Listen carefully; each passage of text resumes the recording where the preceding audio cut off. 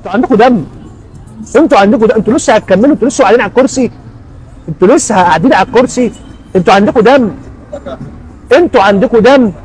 اصله خايف يأيد صفقات الزمالك الجديده عشان الاهلي ما يطعنش.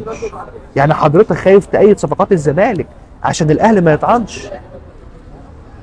عشان الاهلي ما يطعنش.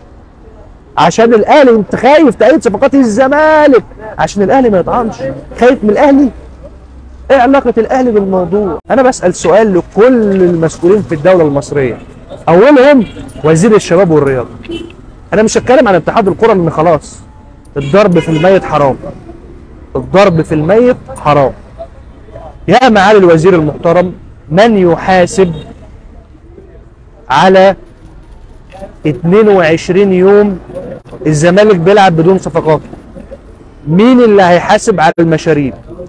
ولا 22 يوم الزمالك سجل الصفقات نسكت بقى ونقول الحمد لله؟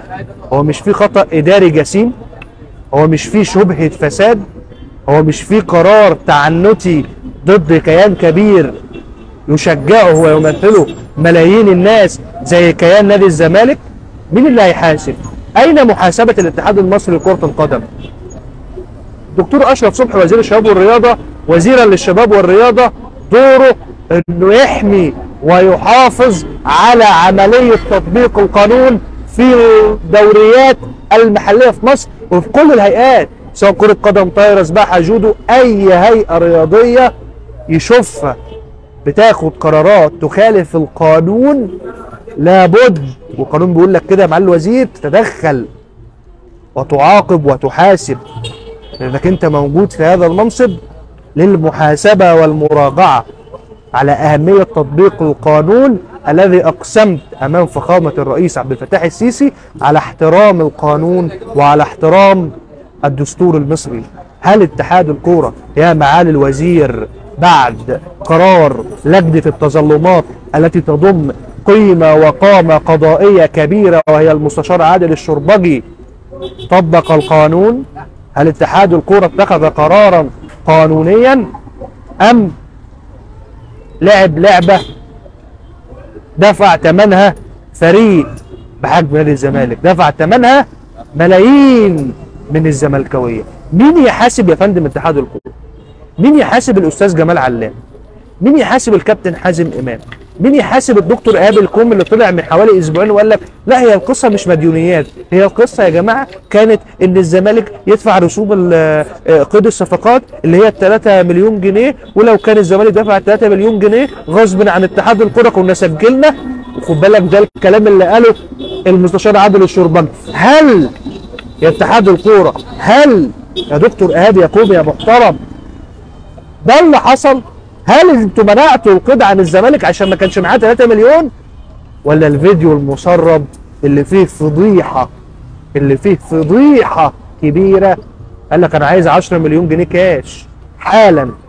طب يا سيدي يهديك يرضيك الشيكات، لا ده شيكات مش هتتصرف. طب انت عرفت منين؟ ده لو حد اداك شيك بدون رصيد تسجيله تاني يوم. يعني لو مرتضى منصور انت بقى عندك صراع ومعركه شخصيه مع مرتضى منصور وعاوز بقى انك انت تعاقبه، خد منه بقى. لو انت شايف ان الشيك ده بدون رصيد خده وروح ارفع جنحه مباشره احبس مرتضى منصور. لكن لا انا ما باخدش شيكات. طب يا سيدي عند الشركه الراعي علينا 10 مليون، لا ماليش علاقه. طب الفلوس اللي لينا احنا كنادي الزمالك عندكم 9 مليون جنيه فلوس سيف الدين الجزيري، لا لا لا مش وقته. وتنزل بيان والمدير التنفيذي لا يعلم عنه شيء، وتنزل بيان والاستاذ المحترم محمد ابو الوفا لا يعلم عنه شيء، وتنزل بيان في خضم مفاوضات مجلس اداره الزمالك بقياده مرتضى منصور مع مسؤول اتحاد الكوره وليد العطار محمد ابو الوفا والمستشار محمد المشطه، كل دول قاعدين لا عملت لهم قيمه ولا اعتبار، حتى ما عملتش اعتبار للناس اللي منك، ونزلت بيان وقفلت تليفوناتك ومن ويوم لما رديت ما ردش غير الكابتن حازم امام، طلع رد على المستشار مرتضى منصور وقال لك انت جرب مني ليه؟ طب ما ترد يا كابتن حازم وتوضح ايه اللي حصل. اطلع يا كابتن حازم، انت مدين بالاعتذار لنادي الزمالك، اتحاد الكره مدين بالاعتذار لنادي الزمالك، ووزير الشباب والرياضه مدين بمحاسبه هذا الاتحاد. انتوا عندكم دم. انتوا عندكم دم. انتوا لسه هتكملوا. انتوا لسه قاعدين على الكرسي. انتوا لسه قاعدين على الكرسي؟ انتوا عندكم دم، انتوا عندكم دم، انتوا عندكم دم. لسه هنقعد على الكرسي؟ اقسم بالله انا لو مكانكم استخبى، ما اخرجش من بيتي، استقيل وما اخرجش من بيتي، اتكسف لان ما خدتش. هو اي منظومه بتخطئ وتصيب، لكن ده ما كانش خطأ، ده كان خطأ فادح وواضح، اسمه عهر وفجر اداري يا فندم، اسمه عهر وفجر اداري يا فندم. مين اللي هيحاسب على المشاريع؟ انتوا لسه هتكملوا؟ اطلعوا اعتذروا للناس، اطلعوا اعتذروا لجمهور الزمالك، ما بيضحكش عليه.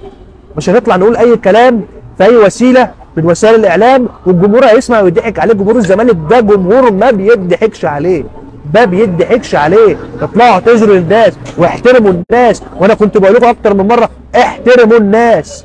مش هنقول بقى ان الزمالك ايد صفقاته، هي الحمد لله الف حمد وشكر لك يا رب، ننام وننسى.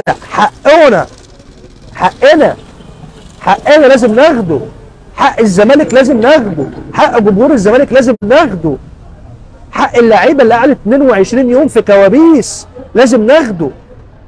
22 يوم لعيبه في كوابيس، 22 يوم لعيبه من مشاركه اساسيه مع فرقها. احمد بالحاج ده كان واحد من نجوم اسوان واهم لاعب في اسوان. ناصر منسي نجم البنك الاهلي الاول. محمود شبانه قائد دفاعات سموحه، واحد من افضل المدافعين في الدوري المصري. 22 يوم ما بيلمسش كوره. هو ده مش هيأثر على المستوى الفني؟ هو ده مش هيأثر على المستوى النفسي؟ هو ده مش هيأثر على المستوى الذهني؟ مين هيحاسب على كل ده؟ مين هيحاسب على كل ده؟ مين هيسأل؟ ولا الموضوع هيتطرمخ عليه؟ انا اوعدكم لو الاعلام طرمخ على الموضوع النهارده وما حدش اتكلم وادى نادي الزمالك حقه في هذا الانتصار وادى اتحاد الكوره حقه في هذا الانكسار، انا هطلع كل يوم. هتبقوا شغلانتي، هتبقوا شغلانتي يا بتوع اتحاد الكوره. كل يوم هطلع اقول اين محاسبه اتحاد الكوره؟ اين عقاب اتحاد الكوره؟ ويطلع يقول لك اصل اتحاد الكوره، وده كلام من جوه بقى اتحاد الكوره في الايام اللي فاتت دي، اصله خايف يأيد صفقات الزمالك الجديده عشان الاهلي ما يطعنش. يعني حضرتك خايف تأيد صفقات الزمالك عشان الاهلي ما يطعنش؟ عشان الاهلي ما يطعنش؟ عشان الاهلي انت خايف تأيد صفقات الزمالك عشان الاهلي ما يطعنش؟ خايف من الاهلي؟ ايه علاقه الاهلي بالموضوع؟